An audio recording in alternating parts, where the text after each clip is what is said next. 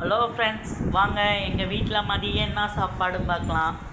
சாதம், சொரக்காய் கூட்டு, ரசம், கத்திரிக்காய் மல்லாட்டை பயிர் போட்டு பொரியல், வத்தல். இது ஒன்றும் இல்லைங்க ஃப்ரெண்ட்ஸ், நேற்று வச்ச மீதி சாம்பார். புதுசாக கேக்கு ரெடி பண்ணோம் ஃப்ரெண்ட்ஸ்.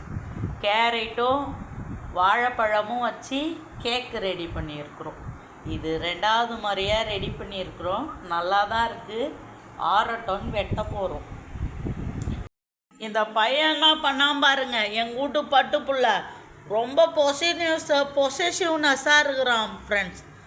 அவங்க பக்கத்து வீட்டு டாகுக்கு அவங்க ஊருக்கு போயிட்டாங்க. அவங்க வீட்டுக்கார் கொஞ்சம் சாப்பாடு கேட்டாங்க ஃப்ரெண்ட்ஸ். இந்த பையன் நானா என்னை கடிக்க வந்துட்டான் ஃப்ரெண்ட்ஸ். அவங்களுக்கு கொடுக்க போகிறோன்னிட்டு. இவன் ஏன் இந்த மாதிரி இருக்கிறான்னு தெரில. எல்லாருக்கும் கொடுத்துட்டு தானே சாப்பிட்ணும், இதானே பழக்கம்.